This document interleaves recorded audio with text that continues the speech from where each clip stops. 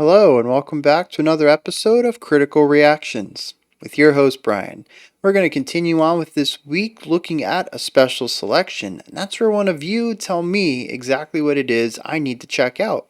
If you'd like to submit your own special selection, you can find a link to do so in the description below. Today's special selection comes at us from Patrick. It says Voivod, Chaosmongers. This one is from their fourth album, Dimension Hatros, or Hatros, released in '88. They were transitioning from thrash to prog. These guys were always decades ahead of their time. There's so much to say about their unique sound and progression as a band through the years. I hope you like Dissonant Riffs, because that's Piggy's trademark. You guys know I'm not big on dissonant riffs, but as always, open minds, critical, not cynical. Let's dive into Voivod's Chaosmongers and see what's going on.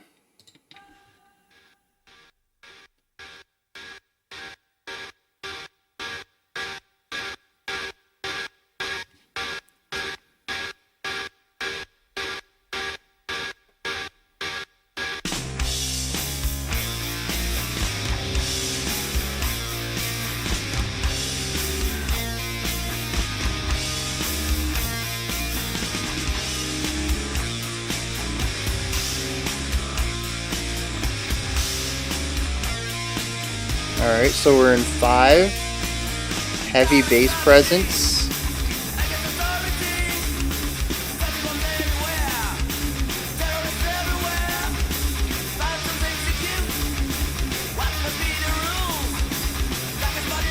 And we've shifted to 4/4 here.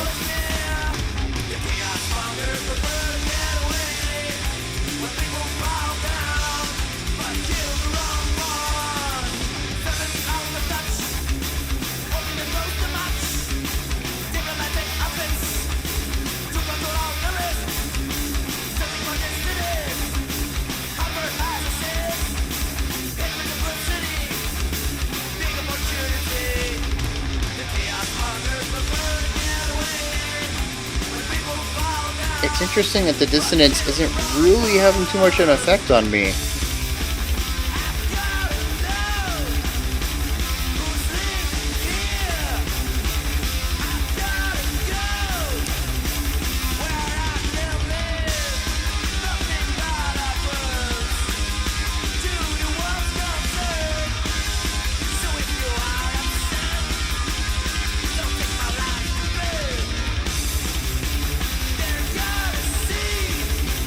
Very linear though, always looking at new ideas, not really revisiting many.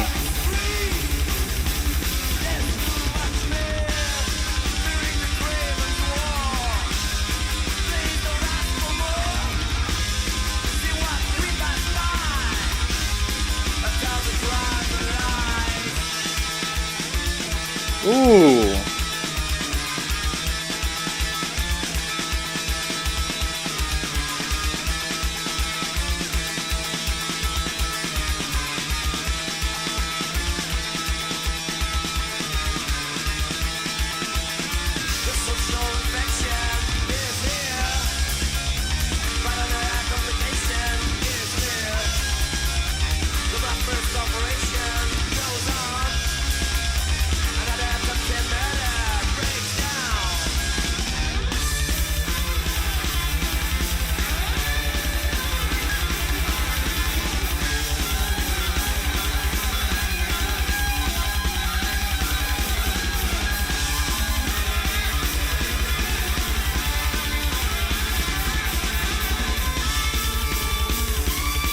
Okay, I'm kind of digging this.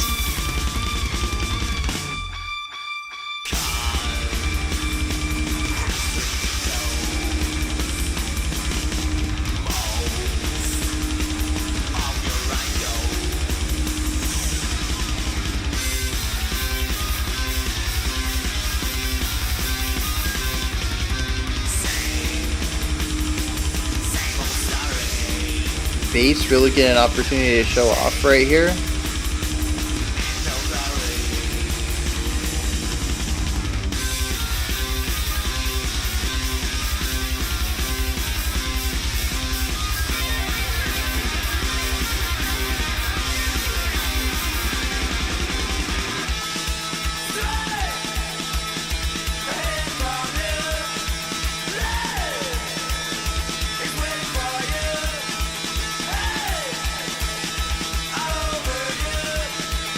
Okay, so we're working in 3 bar phrases of 4/4.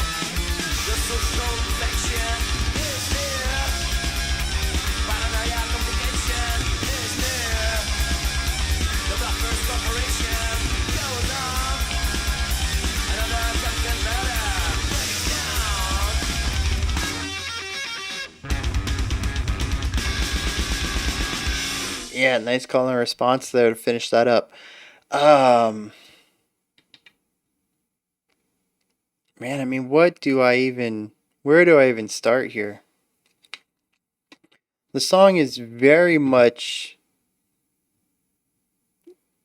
I mean, it's chaotic, right? I don't want that to come off as a negative, but it is constantly undermining any notion that you might have of what's coming up next in an effort to constantly catch you off guard.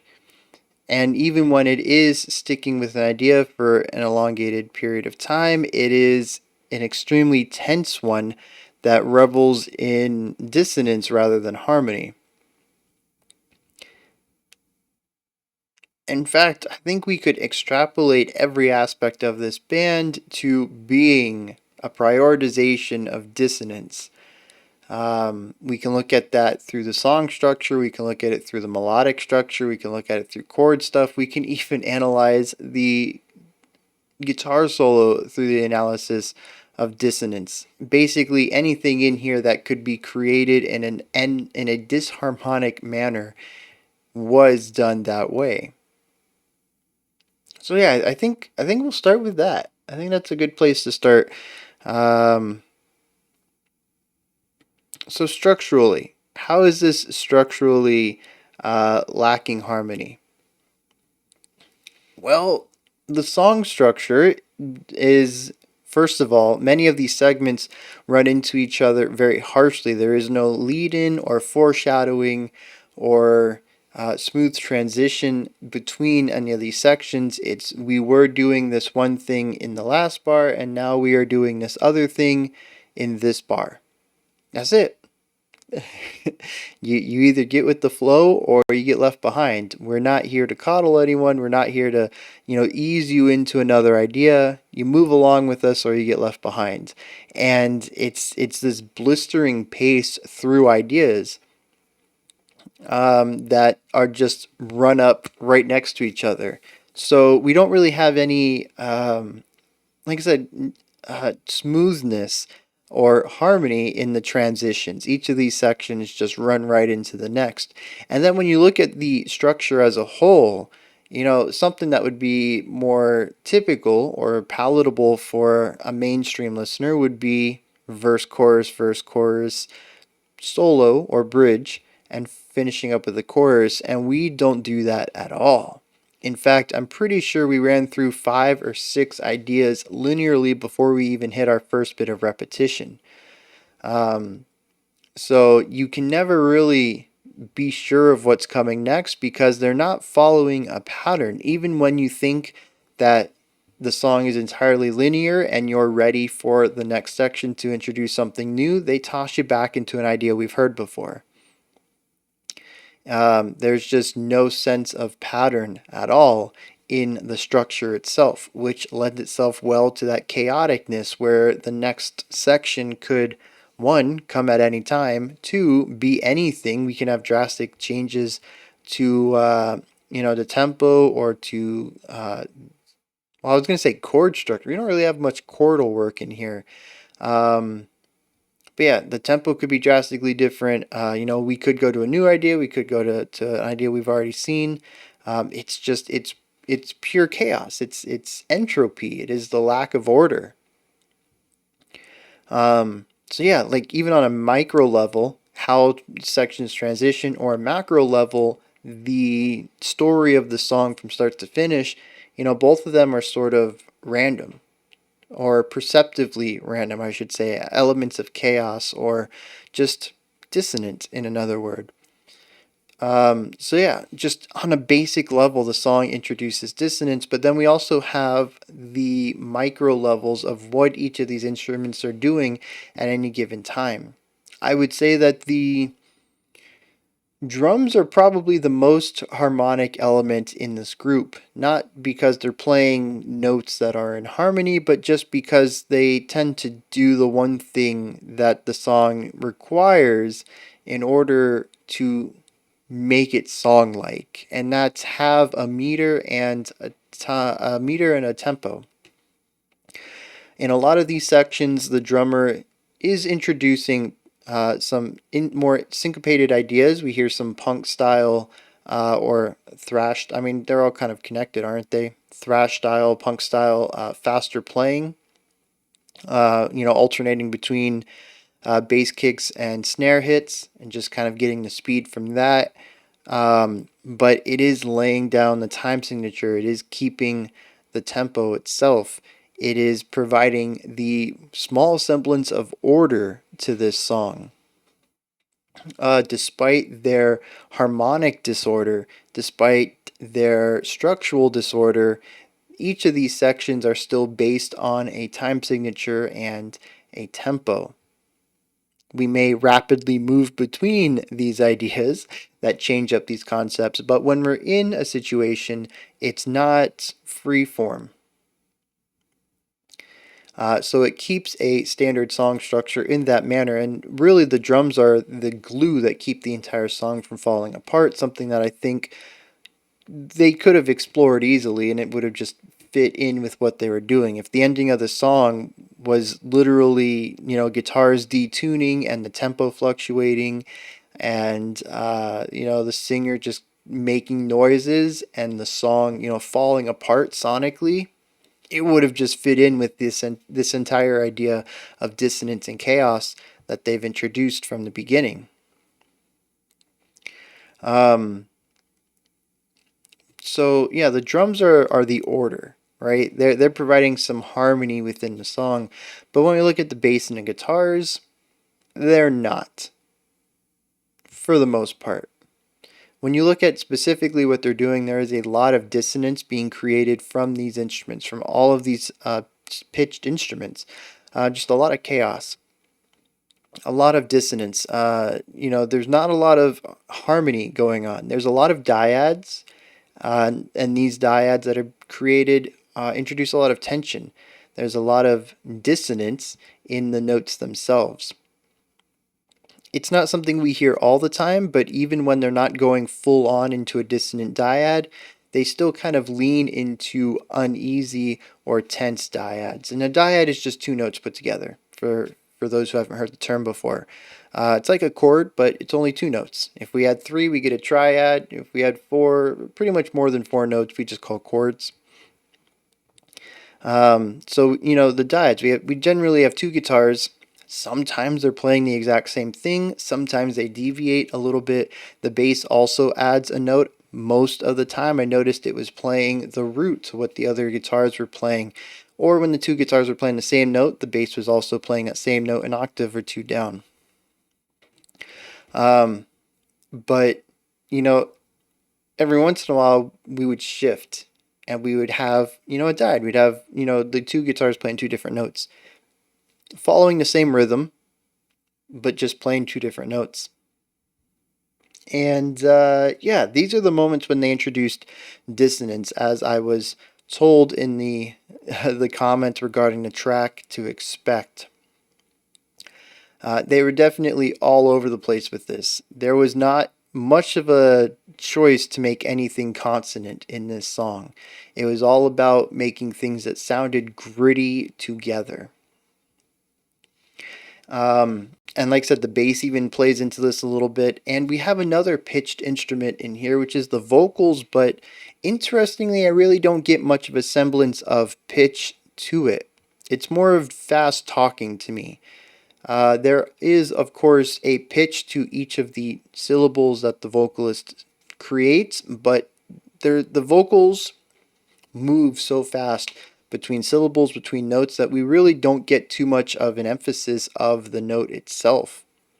We just kind of move right past it. Sort of like, when we look at rapping, technically there is melody to rapping. Nobody really speaks monotone. Their monotone rapping, I think, is something I haven't heard yet. Even when we did Hip Hop Week, there was still some movement, even if it's minor changes to the pitch, because naturally speaking, we don't really speak monotone. That's a boring way to talk. Nobody really does that. There is natural melodic flow to the way that we speak, and that comes through in our rapping as well. And something like this that's kind of spoken word more so than I would say sung, there's going to be natural pitch changes, but I wouldn't really call it melodic. It doesn't feel like the melody is intentionally created, and it also doesn't stand out too much as strong melodic composition. It really is somebody speaking fast over what's being played underneath. So with that said, since there's not much of an emphasis on the notes themselves, I will tell you that some of the notes were not perfectly pitched to be in key, and it doesn't matter because the guitars, while they are probably tuned to be in the right key, they're purposely creating dissonance. They're playing notes that typically do not get played together because the sound waves don't line up very well and create the warbling dissonance, you know? They create that sonic texture, at least to me, that's very crunchy and gritty. And because we already have a lack of harmony in the music, it doesn't matter if the vocals are being harmonic or not, which actually allows for the spoken word to fit rather nicely. If you had a pop song or something that was more traditionally consonant, like a piano trio, making like a classical music, you got like a piano, a cello, and a violin or something like that. And they're all playing very consonant music, and then you have somebody coming in with spoken word. The lack of tonal aiming, of trying to hit specific notes, and kind of allowing your natural pitch to be out of tune with the notes that everyone else is playing might come to the forefront a little bit, and people might notice it. But here, where there really isn't much consonance to begin with, we're not going to be listening for the singer's notes to be perfectly tuned. So in a sense, the vocalist is providing a lot of microtonality against the dissonance that we're already getting from the guitars, and the microtonality doesn't feel out of place because we already have a lot of notes that aren't really working together to begin with. And I say working together in a consonance manner. Of course, I'm not saying that they don't work together, don't ever use them like this. Obviously, it works to achieve the specific texture and atmosphere that they're aiming for in this track. But yeah, they don't work together if you're trying to make something consonant. They work if you're trying to go for a dissonance, for sure. So, every aspect of this song, compositionally, is dissonant, other than, of course, like I said, the drums, which mostly play with order. They're the underlying thing that keeps everything together and working from start to finish. Now, the last thing that I want to talk about as far as chaos goes is the production. And this one's interesting because it took me a while to kind of get used to what's going on here. Oh no, we also got to talk about the guitar solo. But yeah, so the production is clean for the most part. I think it's rather clean for the style of music it is, more clean than I was expecting given where we started, but there's also a grittiness to all of it. And the grittiness helps to cover up some of the dissonance. It also helps to kind of expand and support the dissonance as well. There's a reason. There's a reason that a lot of rock and metal uses power chords and not spicier stuff like jazz stuff. And when we do introduce jazz tones or jazz chords to electric guitars, we typically clean up the tone. It's why we hear a lot of it in cleaner sounds like math rock. And when we get into proggier bands, they tend to have a cleaner sound as well, like Dream Theater. And it's because dissonance is amplified by the amplification of the distortion. And it makes sounds that are dissonant even louder, even more dissonant, because we're talking about sound waves that aren't lining up very well. And they're kind of clashing with each other in midair. And we're just making these sound waves bigger, so the clashes are wider and stronger. So we really tend to pull back a little bit on the amplification if we're going to be introducing a little bit of dissonance into our chordal stuff.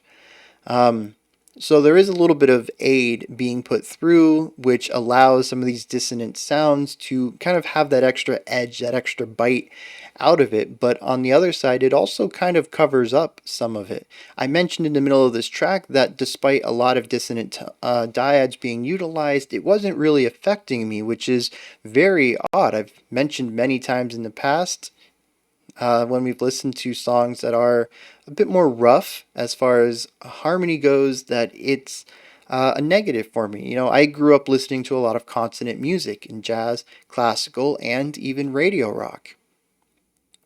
It's always been hammered into me that dissonance is the enemy of good playing.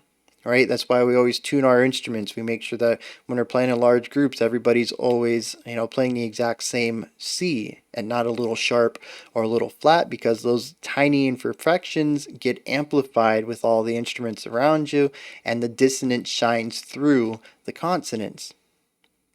It wasn't until very recently that I've been introduced to harsh tones in rock and metal, or microtonality, which I'm still warming up to. A lot of microtonality deals with things that to me sound very dissonant.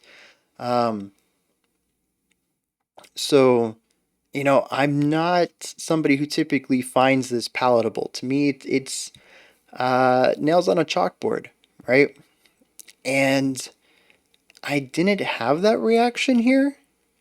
It was definitely not something I would seek out, but I didn't hate it. It didn't make my skin crawl. And I think some of it is just that it's not going as hard into the dissonance as it could be.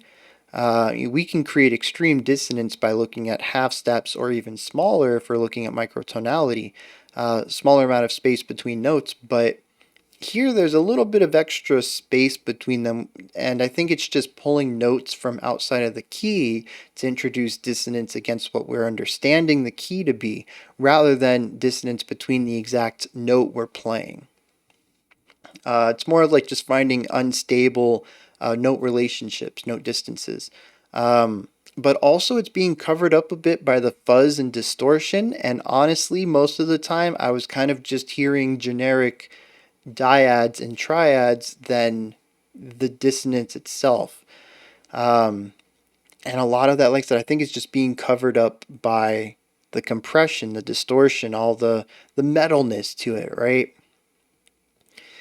So, the more I get used to listening to this style and can kind of hear past the noisiness that sits atop everything, I may find that the song itself is more repulsive to me until I get used to that aspect, the dissonance.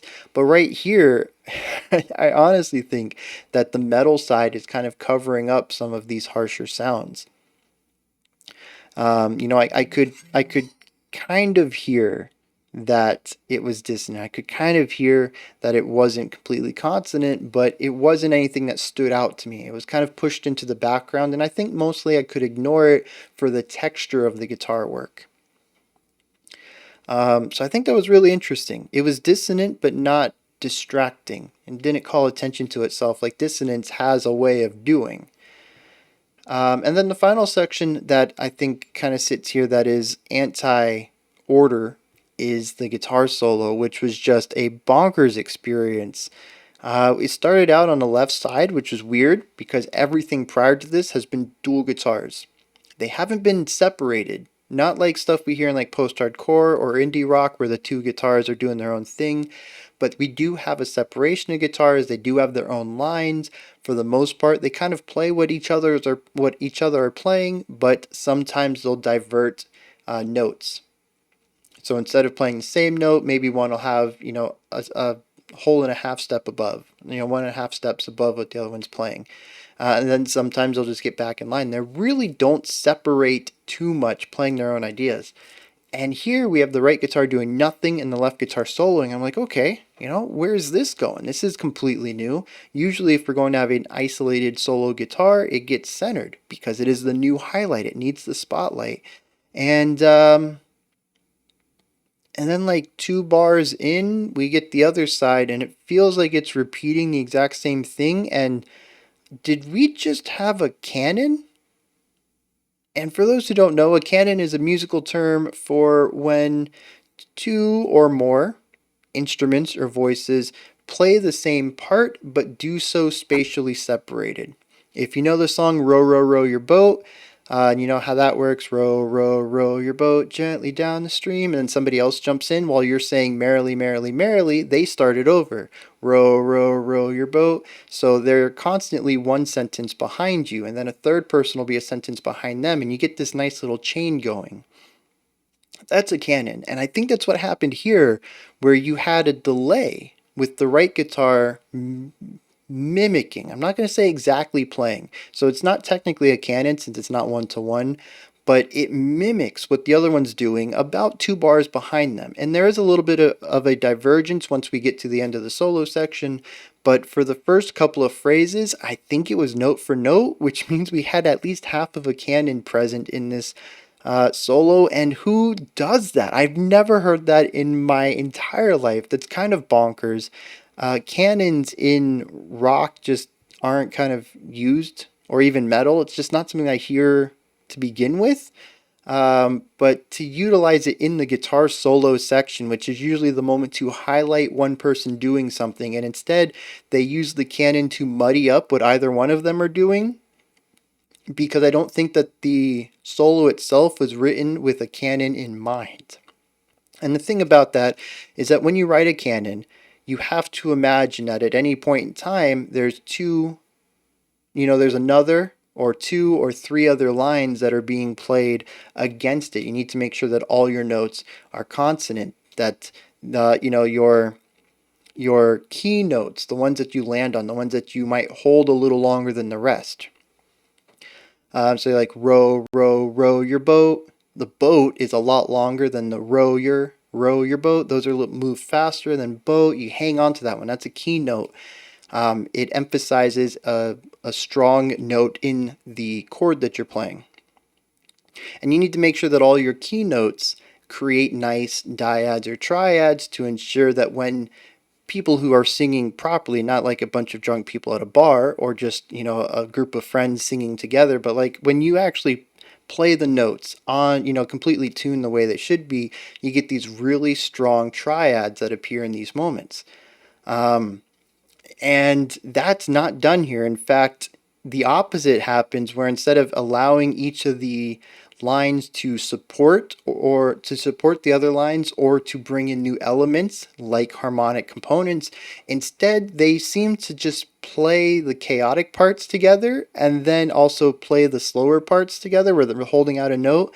And it makes it so that it's super muddy. Nothing is lining up. It's not like one person is playing some faster notes and then they hold a note, and then this one comes in and plays some faster notes and they hold a note, and you get this nice vying back and forth of the spotlight. No, they're both just kind of making noise at the same time and muddying up what is actually happening. And it's the opposite of what I would expect, tying into this whole concept of chaos and dissonance.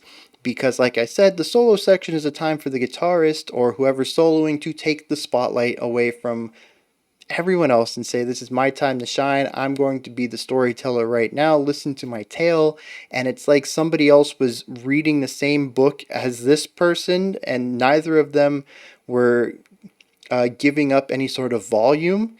And so they're at different parts of the same book, and the words are just jumbled over each other, and you can't understand either one of them, and it's just a mess now. And that's what the guitar solo section was to me.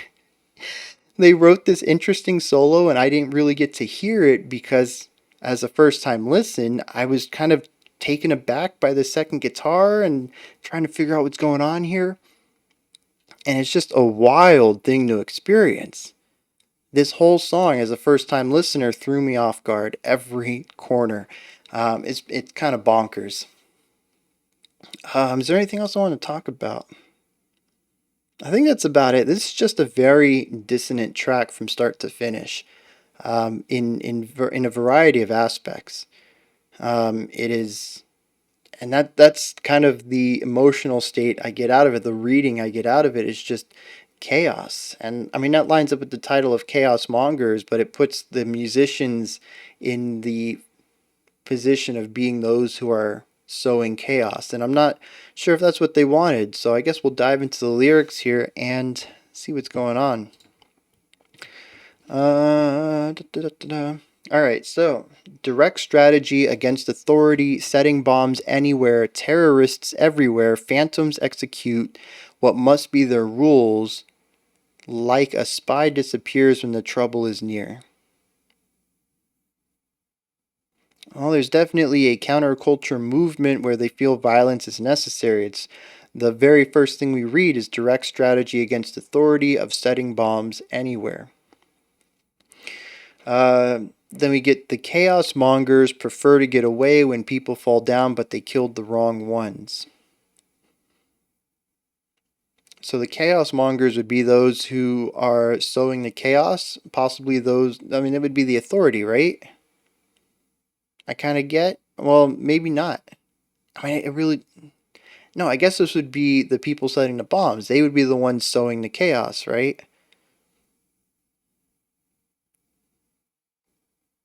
They prefer to get away when people fall down, but they killed the wrong ones. Are they saying that they set up a bomb and killed the wrong person? Or are the authority the chaos mongers? See, that's kind of the reading I want to go with. The chaos mongers, they hide when people fall, but they killed the wrong ones, which has led to this strategy against the authorities, the people fighting back. That's kind of the vibe I'm getting there. They've gotten away with it for so long, and they killed the wrong ones, and now we're attacking back. We're going straight to the authority, a directed strategy. It says, certainly out of touch, opinion grows too much, diplomatic outfits to control all the risks, searching for dissidents, hyper assassins, hit with simplicity, big opportunity. I mentioned that the vocals were very rapish in the way that they utilize spoken word, right? In the way that juxtaposes any musical components that might go along with it. I think also the way that this is written is very poetic, which kind of lines back up with rap. But yeah, this says the Chaos Mongers are out of touch. They're just diplomatic suits.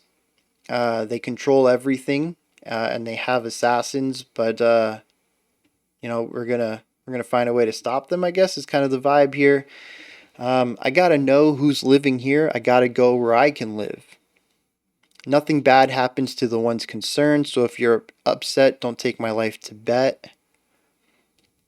This whole middle section here's kind of got me. They're going to see I'm not from here. No one is free. There's too much fear. That goes along with the chaos mongering. They're also fear mongers, I would assume, which is why people are fighting back. During the Craven's War, please don't ask for more. See what we passed by, 1,000 crimes and lies. The social infection is here. Paranoia complication is near. The Bluffers Corporation goes on. Another attempted murder breaks down. Cause have strange echoes. Most of your right goes. Same old story. Shame is not glory. Straight ahead of you. Blame is waiting for you. Hate all over you. Rage against you too.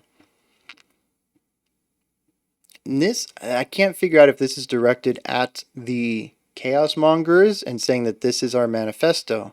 It's the same old story, and we're putting the blame on you. You guys hate everything, so we're gonna rage against you too. You've brought the chaos against us. We're bringing it right back to you. Actually, I think that is what they're going for here. So that's what this feels like to me, is anti-authoritarian. Basically, people are tired of feeling oppressed, so they're fighting back, and this is a story about people finding ways to fight back against the authority. Physically with violence, it says that they've set up bombs, but also No, I guess that's it, because then he brings up the war. But he also says the social infection is here, so it could be a way of also bringing attention to the Chaosmongers through word of mouth or social media. I mean, this was '88, so we didn't have social media, but through word of mouth, telling people about the Chaosmongers and fighting on that front as well, getting the word out and converting people to the side of the resistance. Yeah, that's what I feel like to me, and I mean, I guess it is. It kind of lines up with. I mean, unless the music is supposed to be the chaotic part, the music is the chaos mongers. But I also said that the person who requested it said that the highly dissonant style was just Piggy's signature guitar work. I think is what they said. Um, and I'm guessing Piggy's the guitarist. I just kind of glossed over that name twice now, but it is not a usual name for a guitarist. So I don't know how much of the music I can read into the lyrics if this is just the typical way that Voivod makes music. But yeah, I mean, there's definitely an urgency and an aggression and a disruptive element to the music that lines up with being a resistance force. You're trying to disrupt the authoritarian control in any way that you can, and that kind of lines up with the constant changes in music as the tactics change. And even at the end, it says that we're bringing this to war. So yeah, I mean, I think the music lines up pretty well thematically with it. I wouldn't say that it's a super strong lining up between the music and the lyrics, but it definitely works and it conveys the right energy for the message that they're trying to send. So those are my thoughts on Voivod's Chaosmongers. This is where you guys come in. Hit me up in the comments. Let me know what you thought of this track. If there's anything that stood out to you, anything that you'd like to add or correct me on, let me know. Above that, if you could, head into the description box. There's a link for the link tree. It'll take you to this menu. You can pick up some merch, join the Discord, follow me on Twitter, join the Patreon, vote on future themes and songs, submit your own special selection. It's a bunch of stuff in there. Go ahead and check it out. Above that, if you could, like, subscribe, and ring the bell. I greatly appreciate all three of those.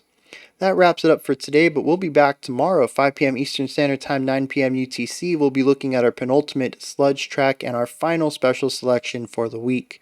Until next time, remember to be critical but not cynical of the music you listen to, and have a fantastic morning, afternoon, or evening, whenever you choose to watch my videos.